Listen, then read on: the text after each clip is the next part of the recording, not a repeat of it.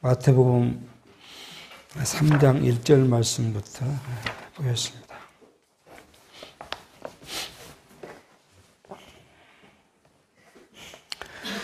그때 세례 요한이 이르러 유대 광야에서 전파하여 가로되 회개하라 천국이 가까웠느니라 하였으니 저는 선지자 이사야의 말씀하신 자라. 이르시되 광야에 외치는 자의 소리가 있어 가로되 너희는 주의 길을 예비하라. 그의 첩경을 평탄케 하라 하였느니라.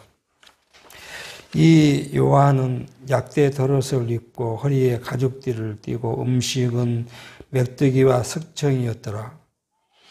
이때 예루살렘과 온 유대와 요단강 사방에서 다 그에게 나와 자기들의 죄를 잡아가고 요단강에서 그에게 세례를 받더니 여기까지 먼저 보겠습니다. 우리는 지금 마태복음 신약 성경을 통해서 예수가 그리스도이심을 우리가 살펴가고 있습니다. 우리가 성경을 지금까지 성경 신학을 통해서 성경을 이야기할 때에 신약에 예수가 그리스도시라는 사실을 통해서 성경 전체의 주제인 하나님은 여호와시다 이렇게 지금 우리가 배워왔습니다. 이 말에 우리는 그냥 예수가 그리스도이심을 통해서 하나님의 여호와시다 이렇게 이제 대전제를 우리가 삼고 지금까지 왔는데 이 말의 중심은 그거죠. 중심은 구약의 언약하신 거죠. 구약의 언약, 메시아를 보내시겠다고 하신 언약. 또 그 앞에 원형적으로 보면 창조에서부터 시작한 언약이죠. 창조의 언약. 창조의 언약은 뭐예요? 이게 우리가 크게 이야기하면 하나님께서 인간을, 우리 우주와 만물을 만드시고 여섯째 날 사람을 만드셨죠. 그리고 이 사람의 타락을 이야기하고 구원을 이야기합니다. 이 타락과 구원을 통해서 약속하신 것이 뭐예요? 이게 메시아죠. 이 메시아가 왔다. 약속대로 오셨다. 근데 이것은 뭐예요? 수천 년의 역사를 통해서 이야기한 그 메시아가 오셨는데 누가요? 요셉과 마리아의 가족에서 태어난 예수가, 이거 예수는 그거잖아요. 예수는 뭐요? 사람이신 예수잖아요. 이거에 요셉과, 물론 성경은 부정모율이죠. 성령의 잉태함에 따라서 마리아에서 나왔지만은 족보로 보면 지금 이 족보로 보면 여기에서 태어난 자가 누구예요? 예수라는 거예요. 이 예수가 뭐예요? 그리스도라는 거잖아요. 그러니까 연약대로 성취하신 사건을 그 말이에요. 예수는 그리스도란 말이에요. 연약대로 성취하신 그 사건이 뭐예요? 이걸 봤을 때 하나님은 전능하신 하나님은 우리가 이제 용어 그대로 해석한다면 전능하신 하나님은 그 하나님이 우리에게 약속하시고 그 약속을 이루시는 뭐예요? 창조에서부터 종말에까지 이루신 분이다 그 말이잖아요. 그러니까 하나님은 창조를 시작하기 전 영원한 자기의 뜻, 이게 영원전 있었던 하나님의 뜻이 뭐예요? 창조로 시작해서 종말까지 어떻게 하시겠다는 하나님의 뜻, 계획, 그대로 성취하시는 분이다. 근데 그 계획을 세우신 하나님은 뭐냐 그러면 전능하신 분이다. 그러니까 계획을 세웠는데 사람은 계획을 세우지 않아요. 세우지만 사람 능력이 부족하니까 그 계획을 다 이루지를 못해요. 그래서 중간중간 계속 뭐예요? 점검을 하잖아요. 점검을 해서 또 수정을 하고 점검해서 또 수정하고 그렇게 사람은 그렇게 합니다. 그러니까 이제 우리 보통 이제 이 하나님의 이 모습을 받은 사람은 다 그렇게 생각해요. 뭘 계획을 하고 계획대로 실행해 보려고 그러고 그 결과를 보고자 하는 그게 인간들이 갖고 있는 이제 보편적인 사고인데 이것은 어디에 닮았어요? 하나님의 창조에서 닮은 인간의 모습이에요. 그런데 하나님의 이 전능하신 분인데 이 전능하신 분을 우리 구속사 기존 신학에서는 전능하신 말은 항상 이야기할 때 전능이라는 걸 이야기하지만 하나님의 계획은 전능을 싹 빼버렸어요. 그게 무슨 이야기냐 그러면 하나님께서 아담이 타락할 것을 계획을 안 했다는 거예요. 하나님은 거룩하신 분이니까 죄를 만들 수가 없잖아요. 그러니까 하나님은 죄를 안 만들었다는 거예요. 그리고 대신에 뭐예요? 아담하고 거래를 했다는 거 아니에요. 계약을 했다는 거 아니에요. 그래서 아담에게 뭘 3장에서요? 그러니까 2장에서 뭐예요? 선악과를 먹으면 죽는다. 그런 3장에 죄를 범하니까 그때 하나님이 뭐 하겠다고요? 구속의 계획을 세웠다는 거예요. 타락하니까 구속의 계획을 세웠다는 거예요. 그러면 앞에 이거 뭐예요? 하나님의 전능하신 분이 다 어디 가버리고 없어요. 우리는 어땠어요? 이게 다 하나님의 우주와 사람과 타락과 구원의 모든 여정이 뭐예요? 하나님의 영원한 뜻이에요. 하나님의 죄도 만드시고 선도 만드시고 구원도 만드시고 그걸 다 계획했다. 이미 우리 한번 구약의 메시아 언약에서 우리가 살폈듯이 그 하나님, 그 하나님이 그대로 뭐요? 그리스도를 보냈는데 그 그리스도가 누구냐 하면 예수다. 이걸 지금 신약 성경이 우리에게 증거해 주고 있습니다. 그러니까 이게 얼마나 지금 중요하냐 그러면은 이게 만약에 되지 않으면 예수가 십자가에 죽은 게 우리하고 아무 관계가 없어요. 우리 구원과 아무리 상관이 없어요. 이게 성립이 돼야, 예. 그런데 이 예수가 뭐예요? 예수가 어떤 사람이에요? 예수가 어떤 사람인가? 이제 그걸 지금 우리가 증명을 해놔야 돼요. 예수가 메시아라는 것을 증명해야 되는데, 첫 번째 우리가 살폈던 것, 뭐예요? 예수께서 뭐예요? 구약의 계보. 아브라함을 따라온 계보. 그게 요셉이 마지막에 아버지로 등장하죠. 그 계보에 따라서 왔다. 근데 이 계보를 우리가 이미 그러니까 구약을 공부 안 하면 이 신약에 지금 신약을 들어갈 때 구약과 신약을 연결해서 하신 예수의 사건을 이해하기가 어려워요. 예. 구약이 아브라함을 약속한 것이 뭐예요?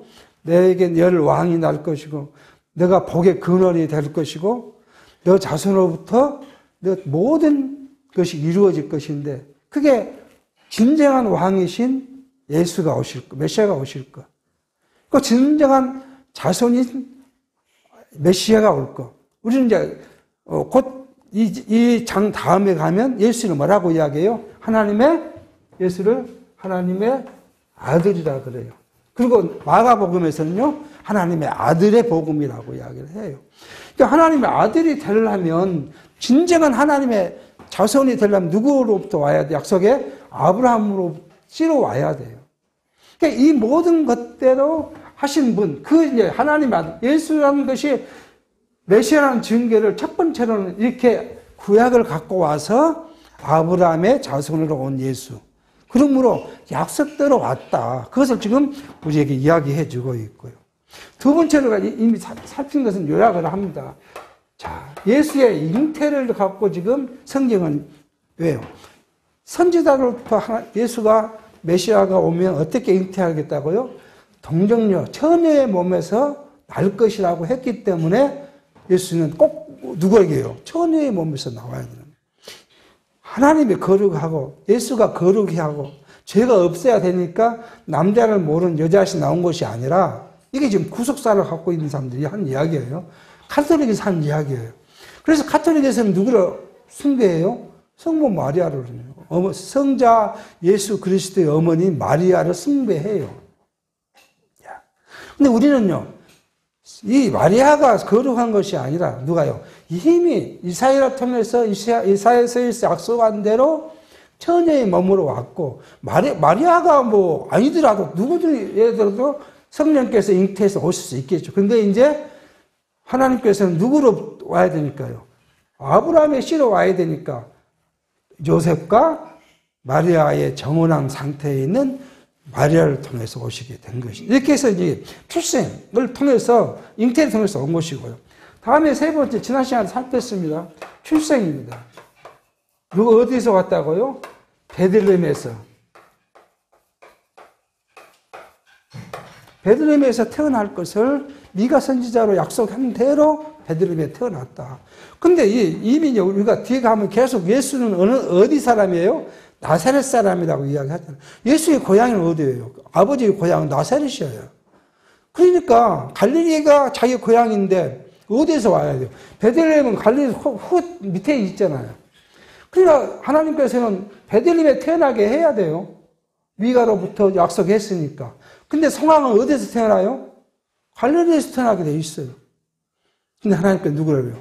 가요를 통해서 호적을 하라고 명령하게 되고, 호적의 명령에 따라서 예수님은 어디에요? 아버지 고향, 요셉의 원 고향인 베들레헴으로 가게 됩니다. 그래서 베들레헴에 태어나요.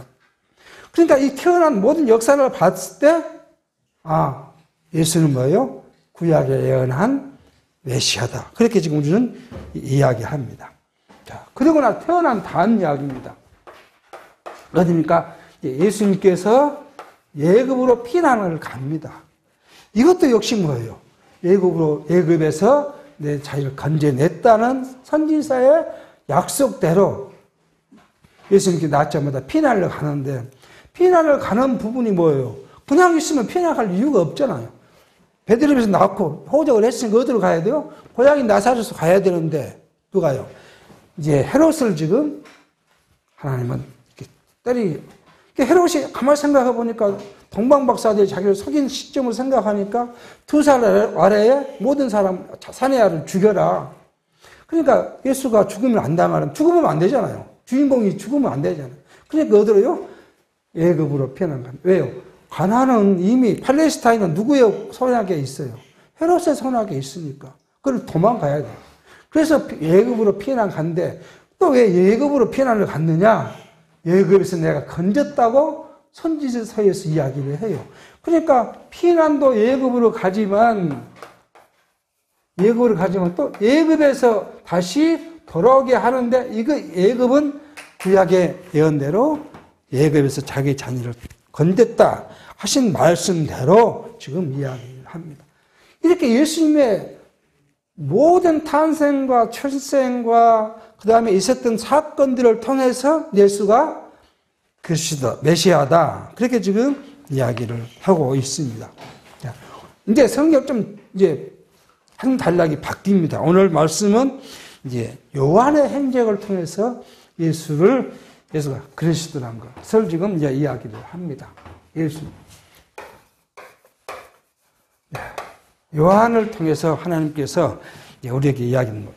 그때에 뭐예요? 이제 예수님께서 그 나사렛 갈릴리에서 살고 있어. 이게 돌아오신 뒤에 나사렛에 가서 지금 살고 있는데, 그때에 세례 요한이 이르러 유대 광야에서 전파하는데, 이 말씀을 이제 이야기합니다. 이 세례 요한, 이 그때는 이제 뭐냐 하면, 이 누가복음 3장 1절에 이렇게 말합니다. 디베로 가이사가 위에 있는지 15해 곧 본디오 빌라도가 유대의 총독으로, 헤롯이 갈릴리 분봉왕으로, 그 동생 빌립이 이들의 왕, 드라나고 닛 지방의 분봉왕으로, 누사니아가 아빌레의 분봉왕으로, 안나스와 가야바가 대제사장으로 있을 때에 하나님의 말씀이 빈들에서 사가랴의 아들 요한에게 임하니라. 이렇게 지금 누가 보면 그렇게 이 사건을 이야기를 하고 있어요. 그러니까 예수님이 나사렛에 살고 있을 그때에 세례 요한이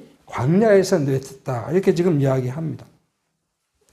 세례 요한이 광야에 나가서 소리를 질러 외쳤는데 이 소리는 어디서 약속을 하냐면 이사야 40장 30절에 약속을 해요.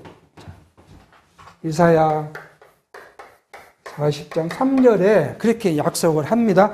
외치는 자의 소리여 가로되 너희는 광야에서 여호와의 길을 예비하라. 사망에서 우리 하나님의 대로를 평탄케 하라. 이렇게 이미 이사야 선지자로서 이야기를 합니다. 그러니까 이사야 선지자가 BC 700년대 사람이니까 예수님 오시기 700년 전에 이미 어디요? 예수님이 나실 것도. 그다음 예수님이 세상에 이제 공생애를 위하여 나오실 때에 있을 일을 이미 예언해 두셨다는 것. 그대로 이제 요한이 나와서 광야에서 외치는 소리가 있었는데 그 내용이 뭐예요? 회개하라, 천국이 갖고 왔느니라 이야기합니다. 천국. 요한이 말하는 것은 뭐죠? 회개해라. 그리고 천국이 이제 도래했다. 이렇게 이야기를 하고 있습니다. 우리는 이제 회개 이렇게 하면, 저도 이제 그런 질문을 얼마 전에 받았어요. 회개는 어떤 것이 회개입니까? 그런 이야기를 교회 성도한테 질문을 받았어요. 그래서 자기는 그러면 회개, 당신은 뭐가 생각하냐 하니까 자기는 날마다 회개를 한다는 거예요. 날마다 죄를 지어서 회개를 합니다. 그래서 그건 회개가 아니다 그렇게 이야기를 했어요. 회개는 뭐냐 그러면 뭐죠? 우리가 하나님을 몰랐던, 하나님과 멀리 떨어져 있던 우리 그 타락한 영이 하나님을 만나고 하나님께 돌아온 것.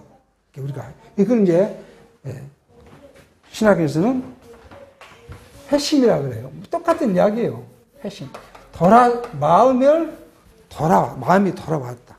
세상에 있던 내가, 사단의 지배 아래에 있던 내가 하나님께로 마음을 돌이켰다. 이것이 회개예요. 근데 우리는 지금 하나님은 우리를 딱 쳐다보고 있어. 너 죄 짓는가 안 짓는가 보자. 너 죄 졌지. 이러고 하나님 우리를 보고 계시냐? 아니면 우리가 그냥 놔두실까? 어떠실 것 같아요? 자, 우리는 이미 한번 회심을 했어요. 하나님께 마음을 돌이켰어요. 그래서 하나님을 믿는, 예수 그리스도를 믿는 믿음으로 우리는 돌아왔어요. 그런데 우리 육체는 아직도 이 육체의 죄악성을 벗지 못하고 있으니까 날마다 범죄해요.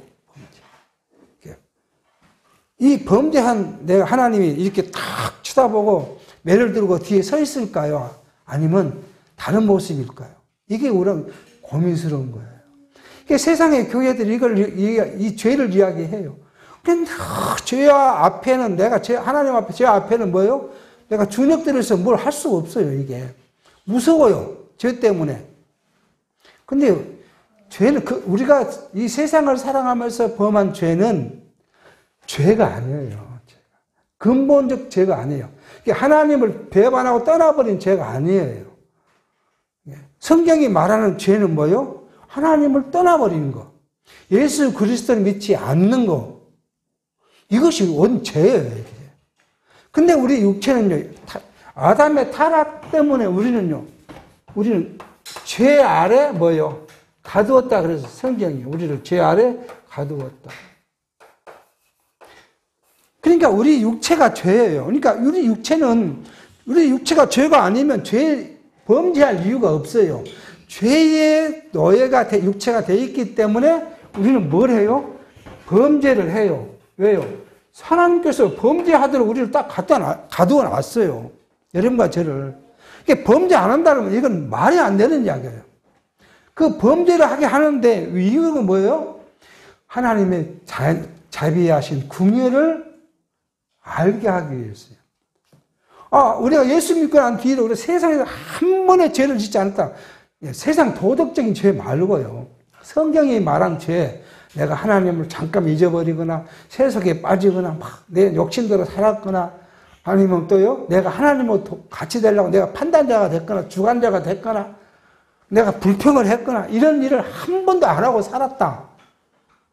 그럼 하나님의 은혜가 나한테 닿습니까? 닿지가 않아요. 또 하나님과 나 관계도 없어요. 왜? 내가 이미 거룩하게 살고 있는데 하나님과 그리스도 내가 무슨 관계가 있습니까? 아무 관계가 없어요. 그런데 내가 하나님이 그렇게 범죄를 하게 하심으로써 하나님의 죄라는 것을 사한 긍휼을, 그죠, 긍휼. 예, 우리는 다른 말로 말하면 하나님의 은혜죠. 은혜를 알게 하시는. 그래서 우리가 하나님의 은혜를 깨달아지면 뭐예요? 찬송하는 거예요. 감사하고 찬송하는 거예요. 이게 지금 오해예요, 오해. 그럼 우리가 살면서 한 거 뭐예요? 그건 반성이에요, 반성. 회개가 아니라, 하나님, 어느 때 내가 하나님 잊어버리고, 내 육체의 소욕에 매였습니다. 근데 어쩔 수 없는데, 육체의 소욕에 매였는데, 내 육체의 소욕에 매였더니 뭐예요? 내 마음이 평강을 잃어버리고, 불안하고, 그렇습니다. 하나님, 내 마음을 좀, 하나님의 거룩한, 하나님의 긍휼과 하나님의 은혜를 내가 믿고, 믿어져야 내가 긍휼함을 받았다고 생각할 거 아니에요. 믿고 내 마음에 참된 평강을 허락해 주십시오. 내가 하나님의 뜻대로 살지 못함에 대한 뭐예요? 반성이에요, 반성.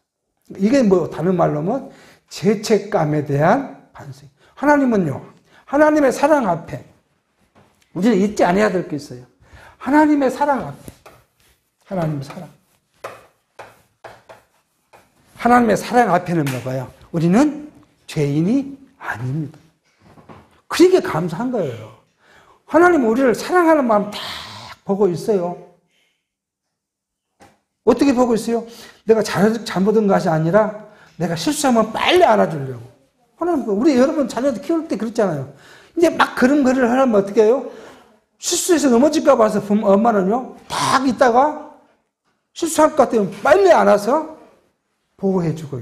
하나님 우리를 그렇게 보고 있어요. 네 죄짐을 내가 죽인다. 그렇게 보고 있는 것이 아니라 우리가 혹시 실수할까봐 하나님 우리를 딱 보고 있다가 빨리 실수하기 전에 우리를 알아주시고.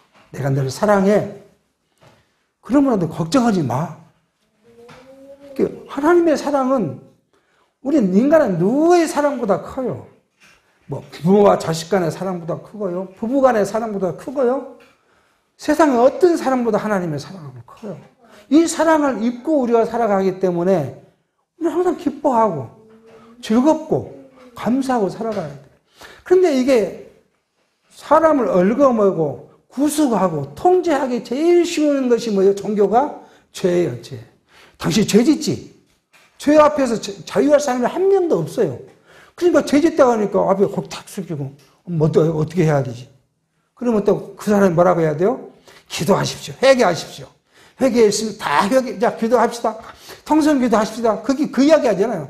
그리고, 죄 짓으면 하나님, 그러고 나면 자기가 이제 기도한 우리의 죄를 사하여 주시고, 그리고 여러분, 제가 용서 받았습니다.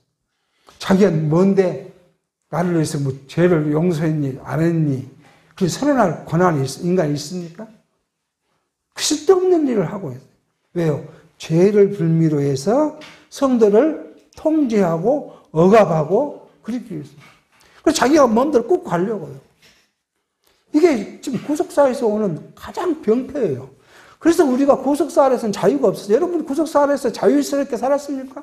평강을 갖고 기쁨을 살았습니까? 제가 가끔 농담을 합니다. 지금은 이제 아침 일찍 안 나가지만 옛날 출근할 때 일찍 가면 뭐예요? 그 앞에 새벽기도 갔다 온 이 성도들을 보면은 얼굴이 쭉 하고 옵니다. 아니, 기도하고 은혜가 충만했으면 기쁨으로 찬송으로 와야지. 왜 이 얼굴 상은 다 죽을까 상이고. 세상에 근심과 걱정을 혼자 다 짊어진 사람. 그리고 타들하고 옵니다. 우리는 하나님이 원하는 삶이 그 삶이 아니에요. 하나님은 뭐예요? 오늘 두 번째로 이야기한 거면 천국을 소유해요. 천국에, 우리는 여러분과 저는 무엇을 얻었어요? 천국을 얻었어요. 천국의 백성이라는 우리가 인정을 받았고, 이걸 소유했어요. 천국은 뭐예요? 의와 평강과 희락이에요. 여러분과 저에게 주신 하나님의 선물이 뭐예요? 거룩하신 그리스도의 의를 주셔서 다 우리가 거룩해졌어요. 그러니까 우리는 뭐요? 참된 평강이 있어요. 기쁨과 감사가 있어요. 그리고 뭐, 그러게 있으면 뭐가 있어, 우리에요? 기뻐하니까 찬송이 있어요. 그러니까 우리가 늘, 우리가 콧노래를, 찬송을 콧노래를 부르고 살아가야 돼요. 세상 것은, 우리가 그러면 세상에 근심이 없느냐? 그렇지는 않아요. 우리 육체를 입고 있어서 세상에 근심이 있죠. 세상 거 근심 없는 사람 한 명도 없습니다. 그러니까 예수님께서 그걸 아시고 우리에게 하신 말씀이 뭐예요? 너희는 세상 거 근심하지 마라. 하나님 나라와 그 의를 구하면 세상 거 그냥 먹는 거, 입는 거, 어디서 잘 것 주실 것이다. 그걸 믿으면 하나님.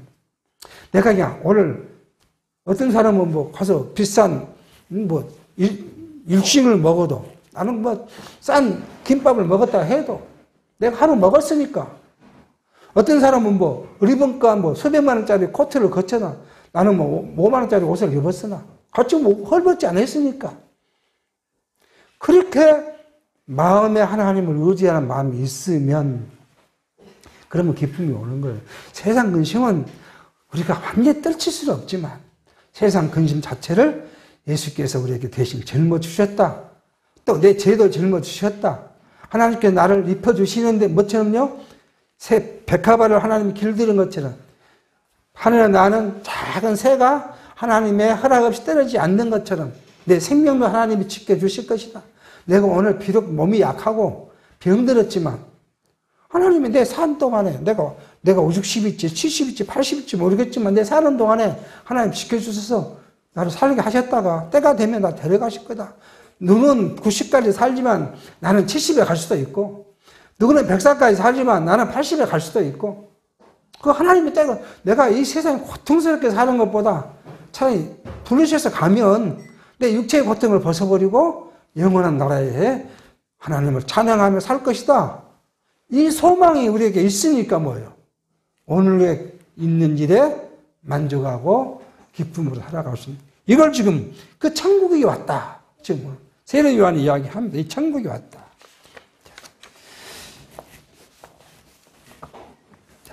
그런데 이 이제 천국의 주인은 누구예요? 오늘 여기 말하는 천국의 주인은 바로 예수죠. 예수가 그리스도로서 지금 이제 곧 올 것이다. 왜요? 6개월 후에 예수가 출현을 합니다. 예수님은 세례 요한보다 6개월 늦게 잉태했고 그리고 출현도 늦게 나타납니다. 근데 이 세례 요한이 무엇을 입었다고요? 지금 세례 요한으로 지금 예수가 메시아인 것을 증거하는데 약대 털옷을 입고 허리에 가죽띠를 띠고 음식은 메뚜기와 석청을 먹었다. 이것이 뭐예요? 세례 요한이 이사야가 말한 광야에서 외치는 자의 모습을 지금 이야기를 합니다. 열왕기하 1장 8절에 그렇게 말합니다. 저희가 대답하되 그들은 털이 많은 사람인데 허리에 가죽띠를 띠었더이다. 왕이 가로되 그는 디셉 사람 엘리야로다. 보라 여호와의 크고 두려운 날이 이르기 전에 내가 선지 엘리야를 너에게 보리니 그렇게 이야기합니다. 그러니까 엘리야 같은 선지자를 다시 보내겠다고. 모세에게는요 모세와 같은 선지자를 다시 보내겠다고 약속해요. 그러니까 엘리야 같은 선지자를 보냈으니까 엘리야가 뭐 했다고요? 허리에 띠를 띠고 털이 많았다는 거잖아요. 엘리야가 아마 뭐 온천이 털복숭아였던 것 같아. 털이 많았다는 걸 보니까. 그러니까 그것처럼 세례 요한도 뭐요? 털옷을 입었다는 거죠. 그 가짜 털이죠. 털옷은 가짜 털옷이죠. 그냥 털이 많은 걸 이야기해요. 그리고요 허리에는 띠를 띠고 그리고 석청과 메뚜기를 먹었다. 석청과 메뚜기를 먹었다는 것은 세례 요한이 광야에 있었기 때문에 쉽게 먹을 수 있는 음식이 뭐였겠어요? 그 메뚜기와 석청이죠. 이제 아무래도 이 가나안 땅을 여행하는 그 여행 프로그램을 보면 그 가나안 땅은 그 돌이 많지 않겠어요? 광야니까.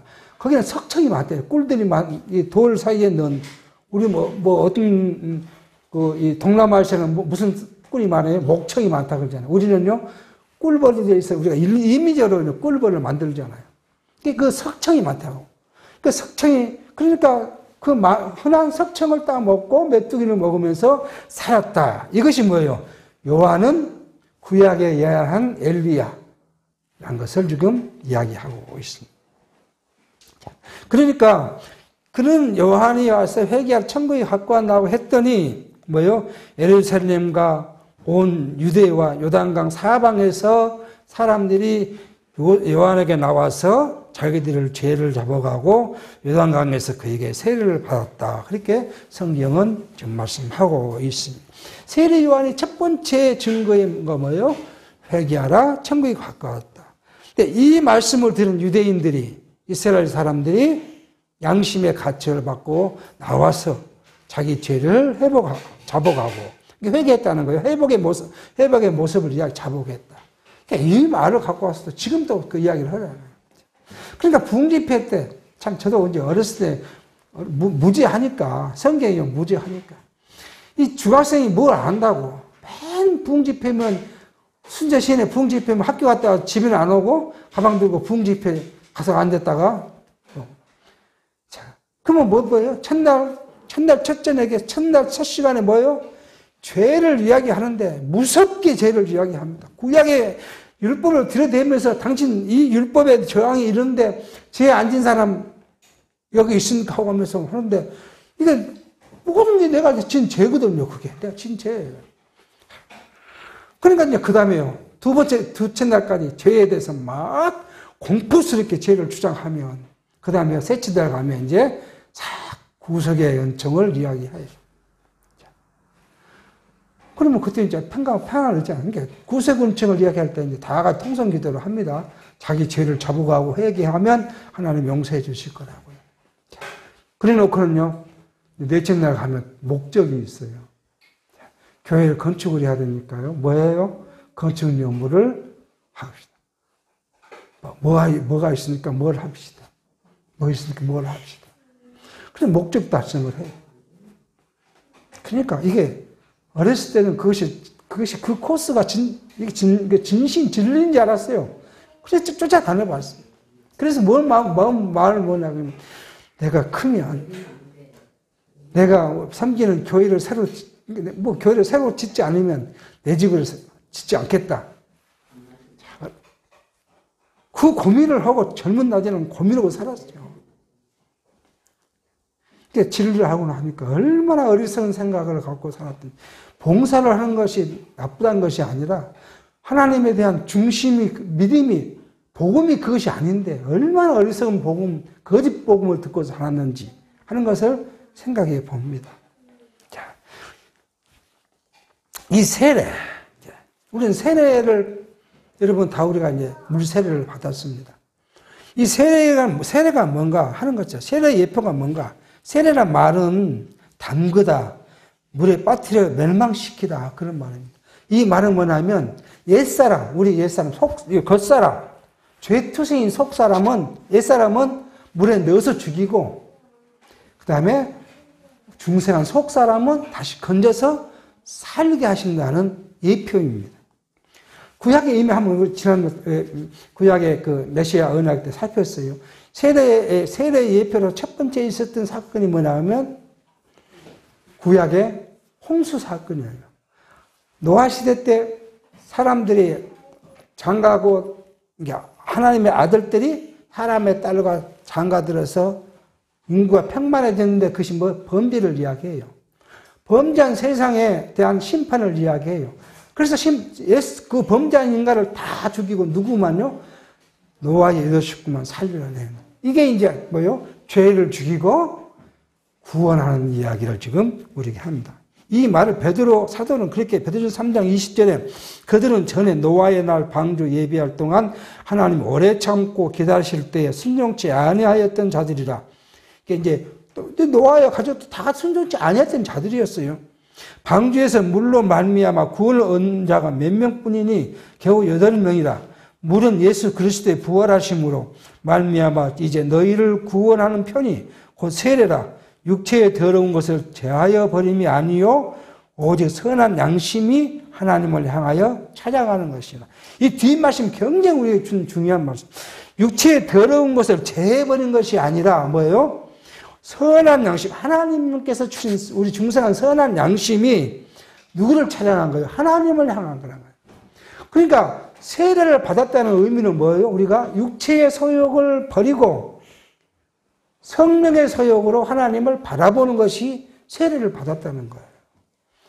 그러니까 근데 우리가 자꾸 반복되지만 우리는 육체를 입었기에 육체의 소욕에서 벗어날 수가 없어요. 내 능력은 벗어날 수가 없어요. 여러분 배고픈데 배고픔을 이길 수 있습니까? 배고픔을 이길 사람 한 명도 없어요. 우리가 잠을 못 자면 난리 납니다. 그 이길 만한 사람이 있습니까? 이길 사람이 한 명도 없습니다. 그러니까 육체의 것 갖고 우리는 고민할 이유가 없어요. 육체는 우리가 그렇도록 하나님은 우리에게 그 육체를 부어줬어요. 왜요? 너 능력으로는 아무것도 할 수 없다. 내 능력으로는 아무것도 할 수 없어요. 육체는 아무것도 할 수 없어요. 하나님을 알 수도 없고 죄에서 나올 수도 없고 죄로부터 해방받을 수도 없고 이스라엘 백성들이 400년 동안 애굽에서 종살이할 때 아무 능력이 없어요. 나올 때 인구가 나면 장정이 60만이었잖아요. 그럼 우리 같은 지금부터 말하면 뭐예요? 군대가 60만 명이에요. 이스라엘 나라가 군대가 60만이면 거기서 뭘 할 수 있어요? 구테타를 이래가지고 애국과 싸워서 나올 수도 있어요. 근데 아무 능력이 없어요. 시키면 시킨 대로 해야 돼요. 그게 이스라엘 사람들의 우리 육체의 모습이에요. 내 능력은 안 돼요. 모세가 10가지 재앙을 했는데도 하나님 바로 마음을 강팍하게 하니까 나올 수가 없어요. 마지막에 하나님의 능력을 보여주시기 위해서 뭐예요? 10재앙 중 마지막 장자를 죽이는, 장자다. 사람만 죽인 게 아니라 뭐예요? 동물까지도 다 첫 것을 죽여버리는 하나님의 전능한 능력을 행하니까 그때서 바로가 이스라엘을 해방시켜 주십니다. 하나님의 능력이 아니면 아무것도 우리가 할 수 없다는 것을 알게 하기 위해서 육체를 우리가 딱 가져오더라고요. 근데 우리가 뭘 육체 갖고 이렇게 고민해요? 육체로부터 벗어날 일을 누가 해주시오? 성령께서. 예수 그리스도께서 우리 육체로 벗어날 수 있는 능력을 허락하실 것입니다. 그리고 이스라엘 자손은 또 어디 있어요? 홍해를 또 건너요. 홍해의 물 속에 들어갔다가 다시 건진 것이 뭐예요? 옛사람을 죽이고 새 사람을. 이걸 고린도전서 10장 1절 이렇게 말합니다. 형제들아 너희가 알지 못하기를 내가 원치 않으니 우리 조상들이 다 구름 아래 있고 바다 가운데로 지나며 모세에게 속하여 다 구름과 바다에서 세례를 받고 다 같은 신령한 식물을 먹으며 다 같은 신령한 음료를 마셨으니 이는 저희를 따르는 신령한 반석으로부터 마셨음에 그 반석은 곧 그리스도다. 이게 유대인들이 뭐예요? 자기 선조들이 하나님의 은총을 알게 하신 건 뭐였어요? 낮에는 구름 기둥이고 밤에는 불빛기로 보호하셨고 그리고 홍해를 건너게 하시고 신령한 신부는요 만나를 허락하시고요 반석에서 샘이 솟아 물을 마시고 신령한 근데 이것의 예표가 뭐라고요? 예수 그리스도라는 거예요. 그러니까 우리는 이제 바로 뒤에 요한이 말하는 것이 나는 너희에게 물로 세례를 주지만 내 뒤에 오신 분은 뭘로 하고 성령으로 불로 세례를 주실 것이다. 그렇게 말씀하십니다. 그리스도에 대한 예표로서 지금 이야기합니다.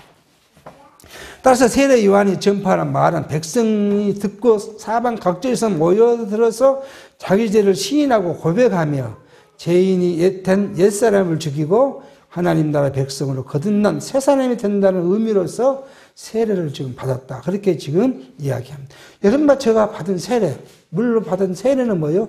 이게 징표예요. 징표. 지금도 이 세례를 여러 가지 형태로 받은 이야기를 해요. 어떤 교파는 뭐예요? 물속에 예수님 당시처럼 물을 푹 담겼다가 나오는 거예요. 그 침례교가 그래요. 침례교는 물로 푹 담겼다가 우리는요, 그게 다 예수님께서 하신 퍼전이었기 때문에 우리는 그냥 약식으로 물로 뿌려서 그걸 징표로 삼는다. 러시아 같은 동방전개는 어디로 가요?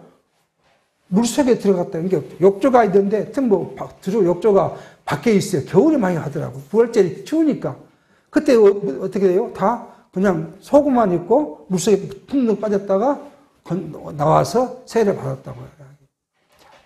그러니까 세례 어떤 모습이든 이것이 다 뭐예요? 예수께서 우리를 죄에서 건져주실 것에 주셨다는 것에 대한 예표이기 때문에 어떤 걸 해도 뭐 우리가 그걸 비난할 이유는 없을 것 같습니다. 7절입니다. 요한이 많은 바리새인과 서두가인이 세례 베푸는 데 오는 것을 보고 이르되 독사의 자식들아 누가 너희를 가르쳐 임박한 진노를 피하라 하더냐. 그러므로 회개에 합당한 열매를 맺고 속으로 아브라함이 우리 조상이라고 생각지 말라. 내가 너희에게 이르노니 하나님은 능히 이 돌들로 아브라함의 자손이 되게 하시리라. 그렇게 말합니다.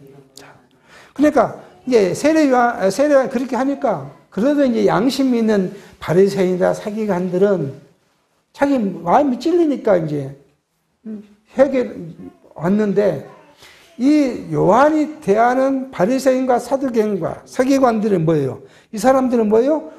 율법의 아래서 예수와 정 반대된 사람이잖아요. 그러니까 이 사람들 지금 뭐예요? 너희 독사의 자식이라 그렇게 지금 아주 심하게 이야기를 합니다. 바리새인과 사두개인에게 사단의 도구로 쓰임을 받는 악독한 뱀의 후손이라 그렇게 지금 증거하는 거예요. 그러니까 지금 예수님이 오셨는데 예수님을 가장 부인하고 예수님을 다 배척한 사람이 누구예요? 바로 바리새인과 사두개인들이에요. 그리고 뭐 율법사라든지 그리고 뭐 제사장들이 예수를 부인하죠. 그러니까 이 사람들은 뭐 어디에 쓰일 사람들이에요? 우리는 결과를 알고 있잖아. 이 사람들은 사단의 후손으로서 예수를 죽이는 자들이잖아요. 그게 뭐예요? 구약에서 예수를 죽일 것에 대한 3장 15절에 하나님께서는 뭐예요? 뱀의 후손을 누가요? 여자의 후손이 뱀의 후손을 죽일 것이고 뱀은요? 여자의 후손의 뒤 발꿈치를 밟을 것이라고 3장 15절에 말씀하신 것처럼 그 사단의 자식들이 그리스도를 죽일 것에 대한 것을 지금 이야기하고 있습니다. 그러므로 뭐예요? 회개에 합당한 열매를 맺어라. 그렇게 이야기합니다. 스스로 의롭다고 자체한 마음을 돌이키고 그리스도를 영접하고 그리고 그 얻어진 결과물을 이야기해요. 그러니까 회개에 합당한 열매는 뭐예요? 내가 누구를? 예수가 그리스도라는 사실을 믿는 것. 그런데 이 바리새인과 서기관은 믿질 않아요. 근데 믿지 않는 이유는 첫 번째 이유는 뭐예요? 하나님께서 그렇게 사용하실 거예요. 그래야 예수를 죽이죠. 예수를 죽이지 않으면 하나님의 계획이 뭐예요? 큰일 나잖아요. 그러니까 예수님께서는 죽으셔야 되고 누구로부터요? 자기 동족으로부터 배척을 받아서 누구 손에요? 이방인의 손에 죽게 해야 되기 때문에 첫 번째는 사두개인과 바리새인과 제사장들이 예수님을 배척하게 만드신 거예요. 믿지 않게 해요. 두 번째는 어떤 의미가 있겠습니까? 그들이 만약에 다 회개해버리면 예수를 메시아로 받아버리면 그러면요 하나님의 역사, 주관의 역사가 또 들어가야 돼요. 그러니까 바리새인과 유다인들이 지금까지도 믿지 않잖아요. 지금까지도 믿지 않아요. 마태복음은 그렇게 해요. 그 사람들이 언제 유대인의 때가 찰 때까지 나를 배척할 것이다. 그렇게 이야기해요. 예수님께서요. 그러니까 이 유대인은 결국 하나님의 말씀을 먼저 받은 자로서 중요한 위치를 차지했지만 마지막에는 뭐예요? 하나님이 보내신 메시아를 배척함으로써 하나님의 사역을 완성시켜주는 그러한 일을 하게 하십니다. 예수님이 오시면 우리는 예수님이 오셨는데 뭐 하냐? 예수님이 오신 것은 심판이에요. 이 심판의 역사를 하시는데 뭘까요? 빛과 어둠을 갈라내고 천국과 지옥을 갈라내고 믿는 자 믿지 않는 자를 갈라내서 심판하실 거예요. 근데 이 심판을 초림의 예수가 심판의 근거를 줬다면 재림의 예수는 심판의 완성을 하실 것입니다. 새로운 시대가 이야기 다 온 것이죠. 새 언약의 시대가 왔고 새 생명의 시대가 왔다고 지금 이야기합니다. 그리고 이야기하는 이미 도끼가 십전 나무 뿌리에 놓였으니 도끼가 나무 뿌리에 놓였으니 좋은 열매 맺지 않는 나무마다 찍어 불에 던지우다. 좋은 열매 맺지 않는 나무는 무엇입니까? 좋은 행동을 하는 것이 아니라 예수 그리스도의 은혜를 통해서 하나님 나라 백성이 됐다는 사실을 부정하는 거예요. 좋은 열매 맺었다는 건 이게 이 선을 추구하는 선생들 하는 이야기예요. 우리는 좋은 열매를 맺어야 합니다. 좋은 열매 뭐냐? 예수를 믿는 사람의 좋은 열매는 뭐야? 이웃을 봉사하고, 이웃을 사랑하고, 하고, 계속 행동을 이야기해요. 행위를 이야기합니다. 이것이 좋은 열매는 아니에요. 이것이 궁극적인 열매가 아니라, 좋은 열매는 예수 그리스도가 우리를 위해서 오셔가지고, 그 예수 그리스도가 주신 은혜를 통해서 내가 하나님 나라의 백성이 됐다는 사실을 믿는 것이 좋은 열매예요. 그걸 믿지 않는 것은 뭐예요? 좋은 열매, 나쁜 열매예요. 그러니까 좋은 열매 맺는 사람은 누구의 지배를 받습니까? 우리가 항상 그걸 이야기를 합니다. 성도가 좋은 행실을, 그렇죠? 좋은 행실을 맺는 것은 누가요? 이걸 성령께서, 항상 우리는 이걸 잊어서는 안 돼요. 성령께서 우리를 통치해 주시는 것입니다. 여러분과 저를 성령이 딱 통치하고 붙잡고 있으면 우리가 악한 생각을 먹다가도 이거 아니야 하고 돌이켜서 선한 행실을 하게 돼요. 내가 맺는 것이 아니라.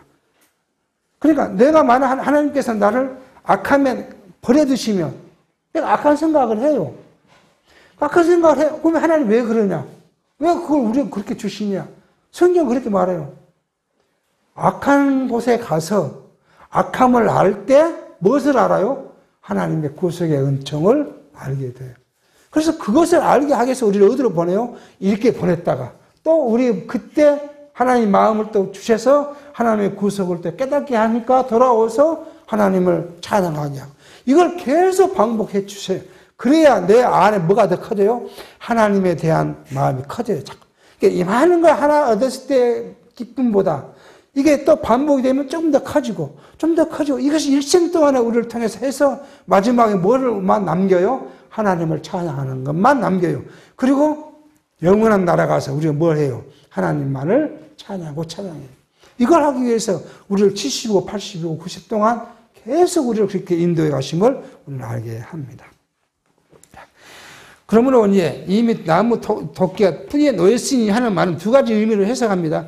유대인에게는 심판의 기준이 되는 것이고 예수님께서 오신 사실 심판의 기준이 되는 것이고요.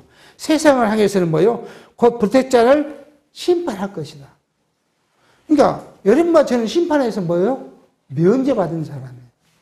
그러니까 감사한 거잖아요. 우리가 영원한 심판에서 우리가 면제를 받았어요. 그리스도를 통해서 면제를 받았으므로 우리 삶의 기쁨과 감사와 찬송을 누리는 삶이 되어지기를 바랍니다. 기도하겠습니다. 하나님 아버지, 오늘도 하나님께서 우리를 하나님 나라를 잊지 않고 기억하게 하셔서 하나님께 나와 예배하며 성도와 교제하며 하나님의 이름을 찬양할 수 있게 하시니 진심으로 감사합니다. 하나님, 우리가 육체 속에 함몰되어 살아갈 때는 하나님을 잊어버릴 수밖에 없는 연약한 모습이 오니 성령이 저희들을 붙잡아 주시고 인도하셔서 하나님을 잊지 않고 기억하여 영원한 것을 소망하며 살아갈 수 있도록 인도해 주시옵소서.